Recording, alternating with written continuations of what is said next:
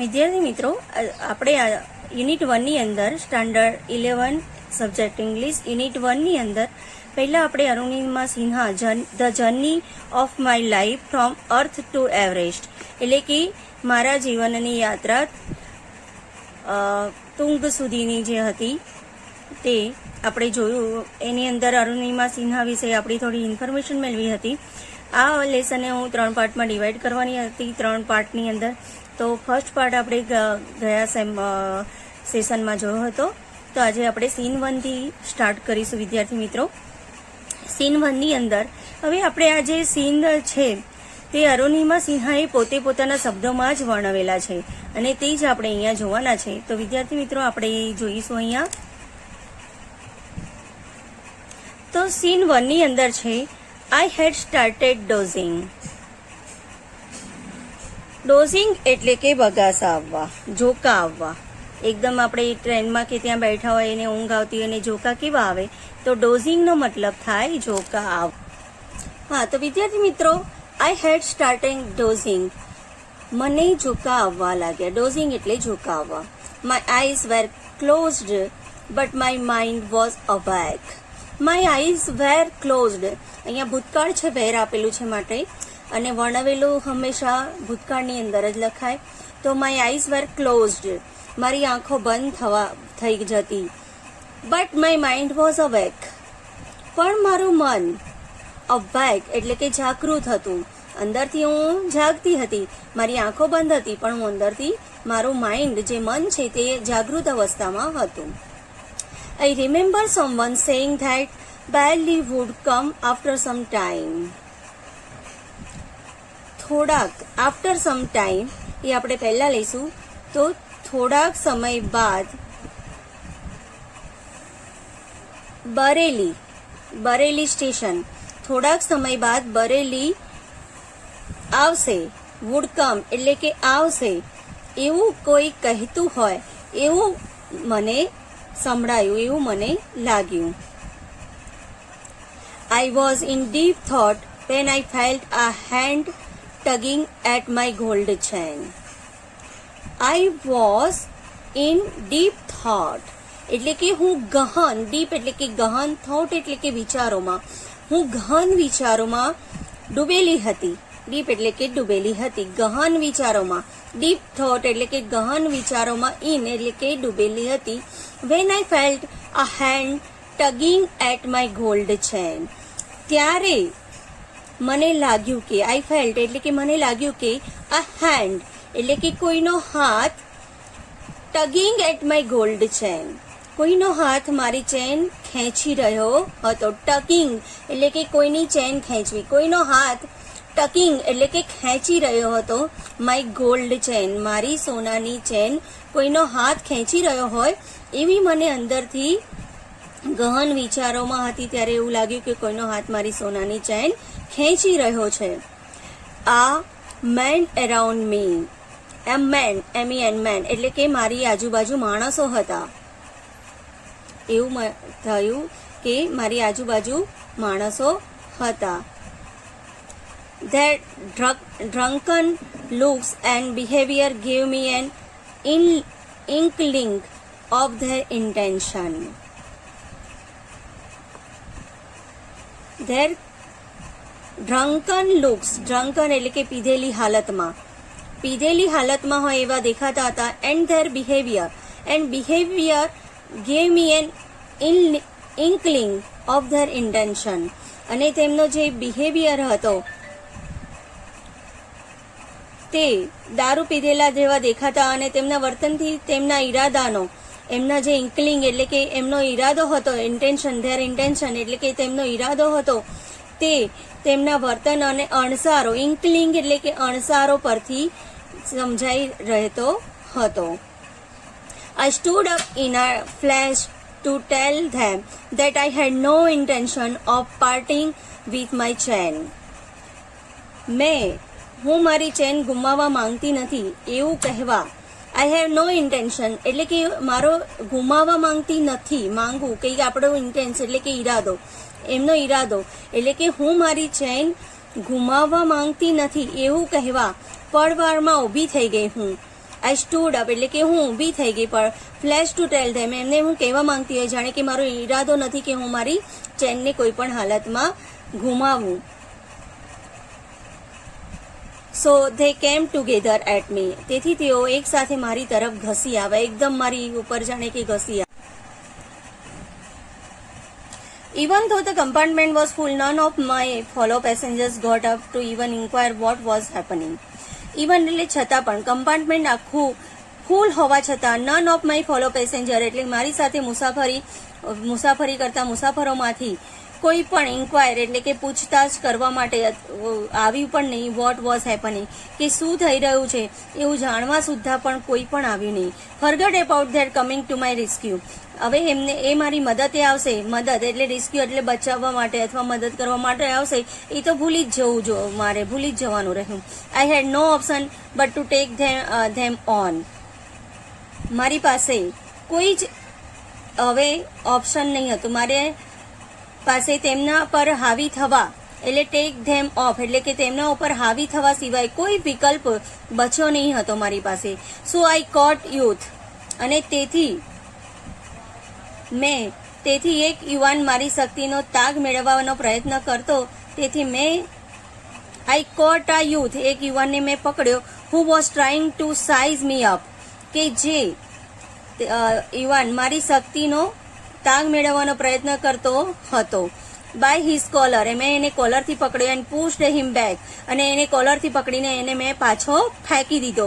I કિકડ a couple of others, પછી મેં તેમાંથી બેને પણ મેં કિક મારી.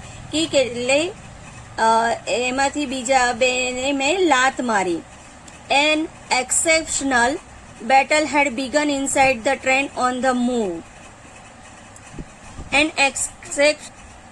એક્સેપ્શનલ બેટલ એટલે કે had begun inside the train on the move, એક અસામાન્ય દેખાય તેવી અસામાન્ય લડાઈ ટ્રેનની અંદર. એક્સેપ્શનલ બેટલ એટલે કે લડાઈ અથવા યુદ્ધ, તો અસામાન્ય બેટલ એટલે કે યુદ્ધ had begun inside the train on the move, ચાલતી ટ્રેનની અંદર જ અસામાન્ય લડાઈ શરૂ થઈ ગઈ હતી.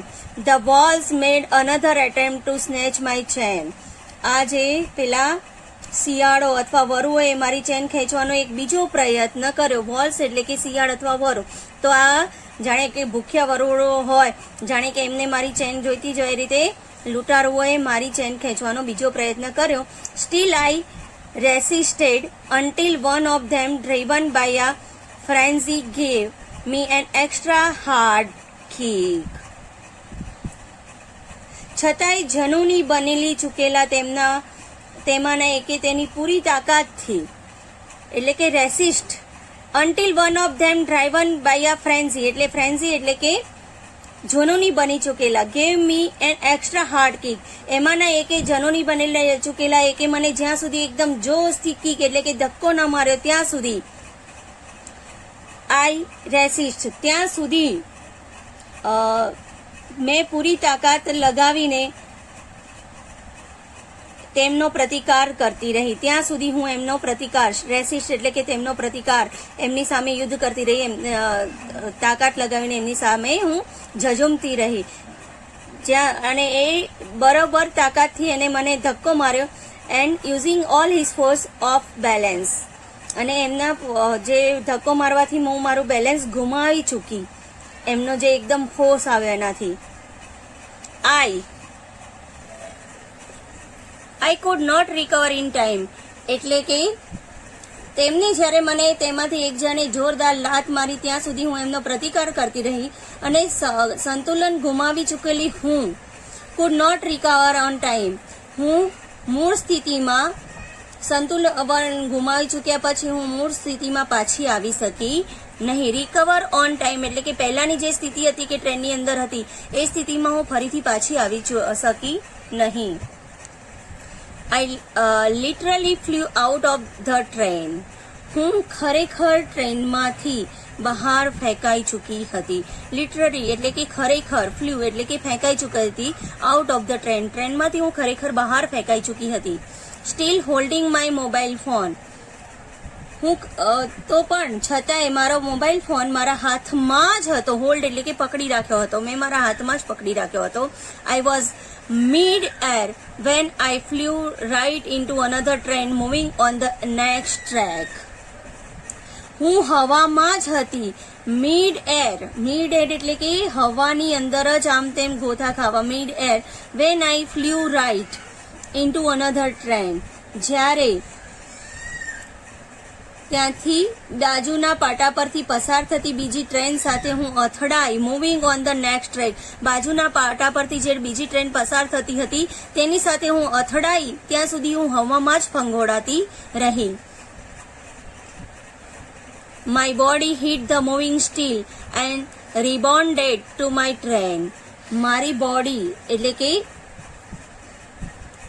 મારું શરીર તે ટ્રેનને અથડાઈ મારી ટ્રેન પર પાછું ફેંકાયું. My body hit the moving steel, એ જે બાજુની ટ્રેન પસાર થતી હતી તેની સાથે અથડાયું. And rebounded to my train, અને પછી પાછી મારી ટ્રેન સાથે એ પાછું પછડાયું. This ping pong must have continued for several second. એટલે કે એ ટ્રેન સાથે મારી ટ્રેન સાથે એ ટ્રેન સાથે મારી ટ્રેન સાથે જે અથડામણ ચાલી હતી એને પિંગ પોંગ અહીંયા આપેલું છે. તો this ping pong must have continued for several second. આ પિંગ પોંગ થોડા સમય સુધી ચાલુ જ રહ્યું. Before gravitational force pulled me down, જ્યાં સુધી મને પૃથ્વીના ગુરુત્વાકર્ષણ બળથી નીચે ના ભંગોળાય, નીચે ફેંકાઈ ના જાય, ખેંચી ના લીધી મને, ત્યાં સુધી આ થોડી વાર સુધી ચાલુ જ રહ્યું. Despite my effort my left leg fell on the track. એટલે કે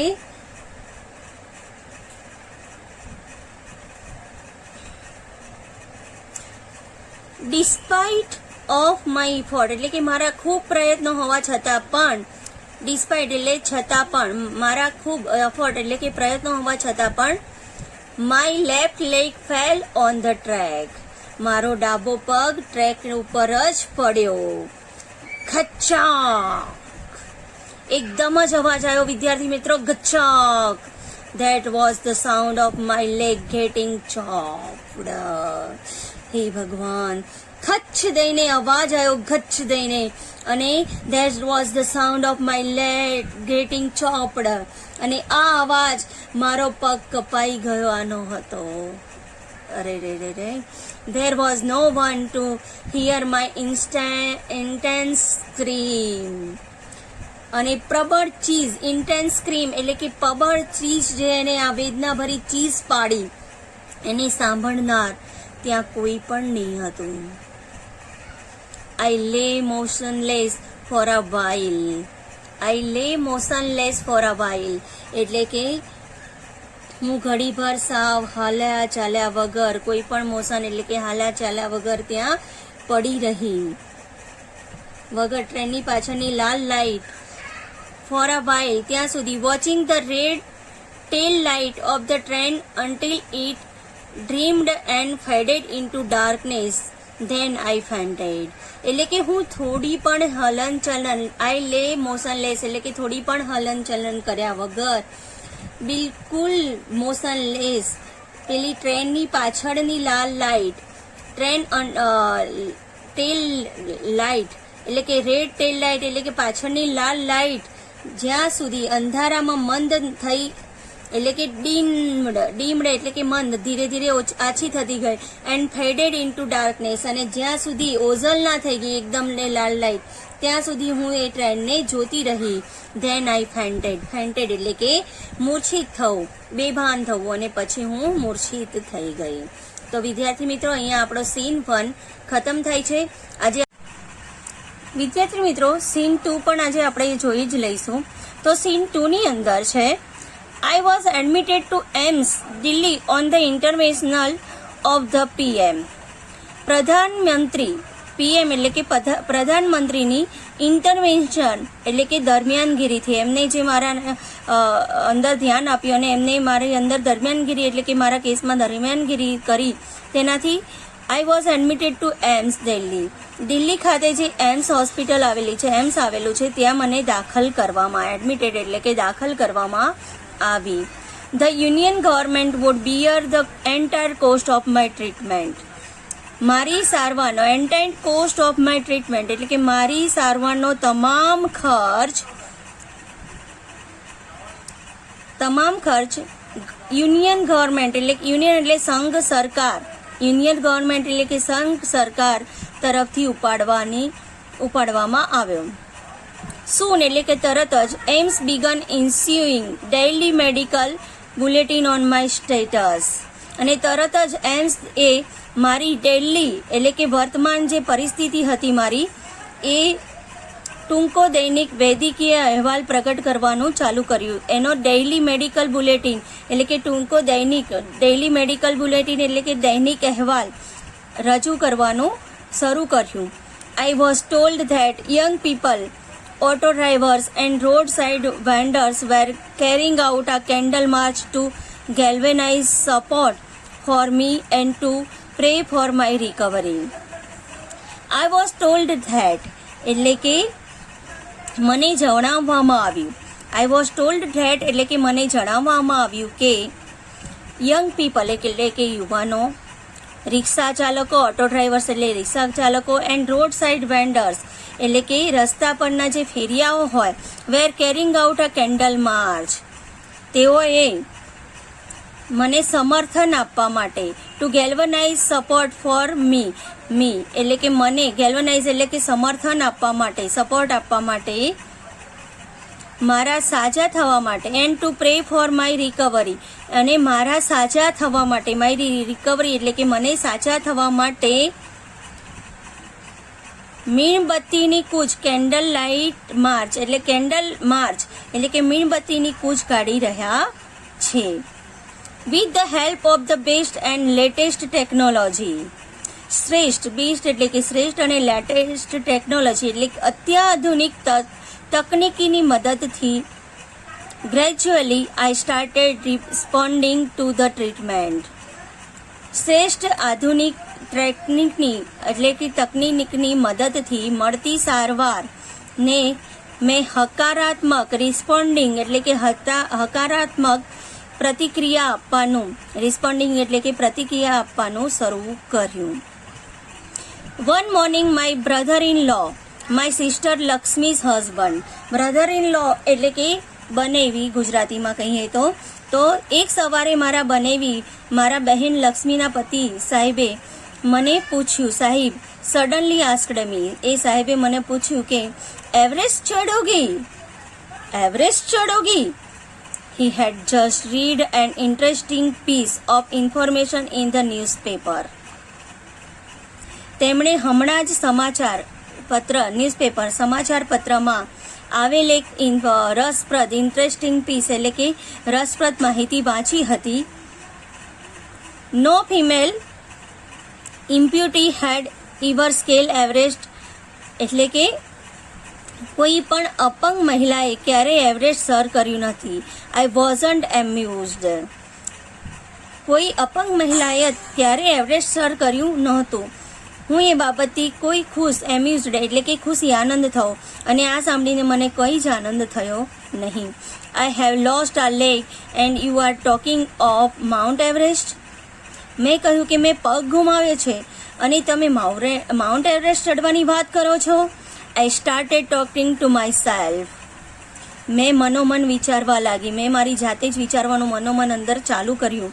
if I could take a shot at Everest and succeeded, કે જો હું એવરેસ્ટ ચડવાનો પ્રયત્ન કરું, શોર્ટ આ એવરેસ્ટ એટલે કે એવરેસ્ટ ચડવાનો પ્રયત્ન કરું, એન્ડ સક્સીડેડ એટલે કે સફળ થાવ, તો I would become the first female amputee to hold that record.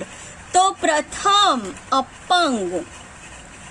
First female એમ્પ્યુટી એટલે પ્રથમ અપંગ મહિલાનો એવરેસ્ટ ચડવાનો રેકોર્ડ મારા નામ પર નોંધાશે. I thought about it for some time and then I conveyed to Sahib my willingness to take up the challenge.